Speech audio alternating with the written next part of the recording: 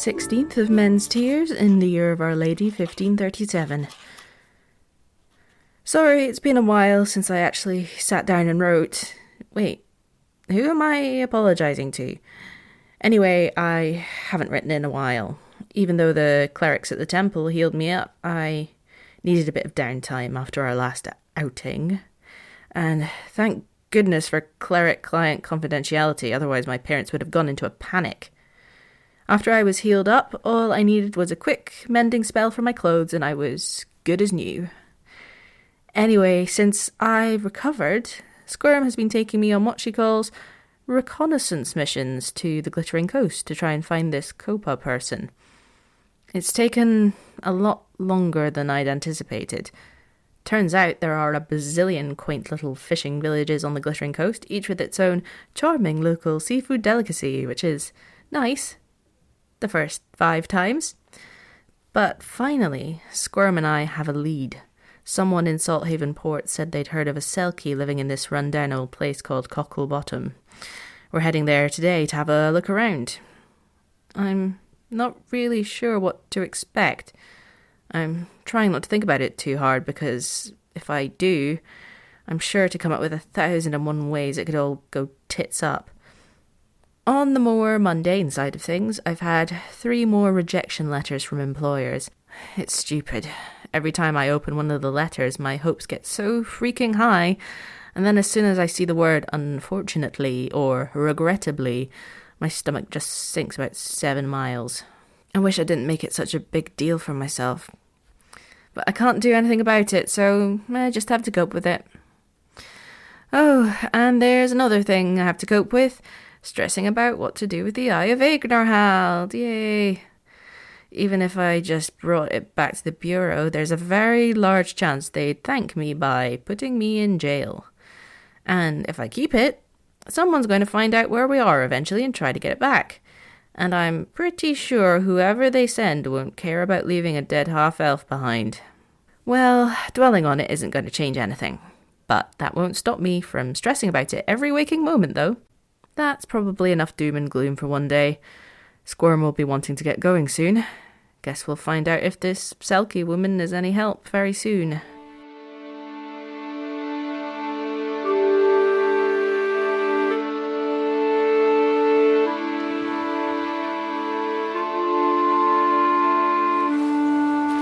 What's that face for? What face? You look like you've seen 1,000 puppies being shoved off a cliff. Well, things aren't exactly hunky-dory at the moment, are they? They will be when this selkie tells me how to get my powers back. Sure, yeah. Your enthusiasm is infectious.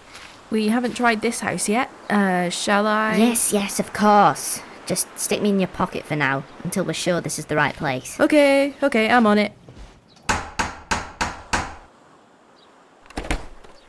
Hello, can I help you? Hi there, sorry to bother you, but are you Copa? No, sorry, she's not in at the moment. I'm her wife, Berta.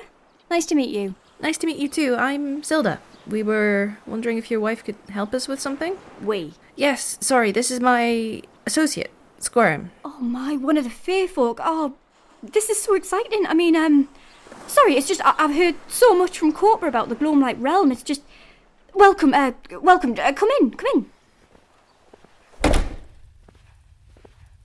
So will Copa be back soon? I don't want to be a nuisance. Oh yeah, no, she's just collecting some seaweed further down the beach. She won't be long. So, what brings you here? Is Copa a friend of yours, Squirm? No, I don't really do friends. Ah. I'm here because I've lost my powers and I hear that Copa can help me get them back. Well, she is awfully talented when it comes to magic. I'm sure she'd be happy to help. That's great. Do you do magic as well? I'm afraid not, no.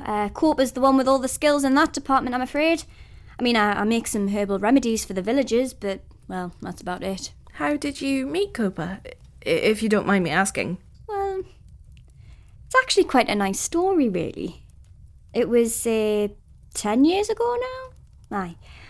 I was walking along the beach, like I do every day, and I saw this injured seal washed up on the shore.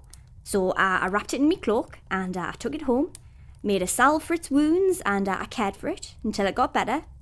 Then one day I left the house to get some herbs for a poultice, and when I got back the seal was gone, and a strange woman was sitting at the kitchen table and her sealskin lying on the floor. I nearly dropped my basket of herbs. In fact, I think I did. I probably made quite a mess. Anyway, she told me she was a selkie, a shape changer, and that she was indebted to me for saving her life. But she told me that she had to go back to the sea. She wanted to say goodbye properly before she left. So I gave her a hug and let her leave. Then a year later, exactly a year later in fact, she came back. We spent the week together. I told her about my life on the land and she told me about her life in the sea. She decided that she wanted to live with me on the land for a while. And as a token of trust, she gave me her sealskin. But she told me that she couldn't stay on the land forever. Although the skin was in my keeping, she said I must promise to give it back to her whenever she asked for it, so that she could return to the sea. Was that a hard promise to make, knowing you'd have to spend time apart? Not at all, no. I mean, we all have different lives we must lead. We all have the same right to freedom. The sea is her home, just like the land is her home too. Just because I'm a human and can't join her in the sea, it doesn't mean that she should be denied a part of herself. That makes sense. We've been married for 3 years now. Each year better than the last. Are you telling the story of how we met again, Berta? It's a good story. I suppose I can't argue with that. And I see we have guests. Oh, yeah, Courtbear. May I introduce to you Sylda and Squirm? They were hoping to ask you for some advice, actually. I'm always happy to help when I can. What can I do for you? Yes, and if it's not too much trouble... I lost my powers. I need to know how to get them back. I was told you were the one to ask. Ah, I see. You're one of the Fae folk, I take it? That's right. Do you mind if I touch your forehead? It's just a mild memory spell. It won't take a moment. Is that really necessary? I need as much information about the loss of your powers as possible. Then I'll be able to figure out the best solution. Very well. Oh. My goodness. That's a lot of bad memories. I'm sorry. I don't want your pity. Just tell me what to do. Wait a moment. If I'm going to help you get your powers back, I need to make sure you're going to use them wisely. I don't see how that's any of your business. Oh, but I think it is my business. Power is not something to be trifled with. It's my responsibility to ensure that power is bestowed upon those who will use it with care and compassion. Looking at your memories, I can see you used your power to hurt people. A lot of people. Squirm? What's she talking about? I don't regret anything I did. I did what I had to do. I'm not sure you really believe that.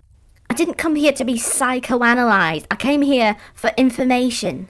And I won't give you any information until you swear to me that you will not use your powers to hurt others. This is ridiculous. Fine, I promise. Good. And just be aware, if you break that promise, I'll know, and I'll find you. Sure, very scary. Message received.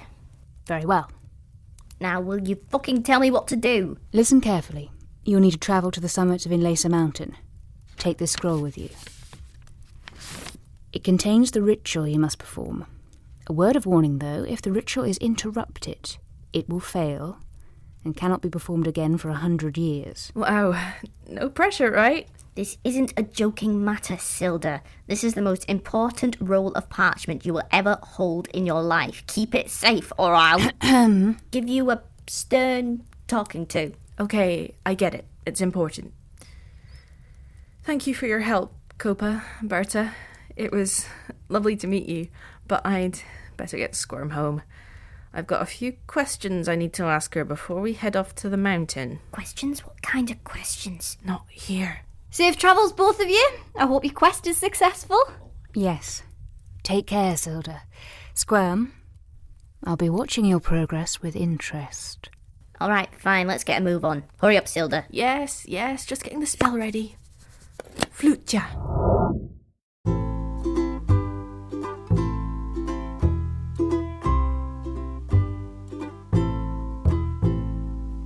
You have been listening to The Brickwillow Papers, Episode 8, Seal of Disapproval. This show is a Snazzy Tapir production. It was written and produced by Maddy Searle and performed by Maddy Searle, Charlotte Ryder and Beth Eyre, with additional recording by David Devereux and Zachary Fortais-Gomm. If you'd like to support the Prickwillow Papers, follow the links in the show notes to find out more about our Patreon campaign, our coffee page and our merch on TeePublic. We hope you join us again soon.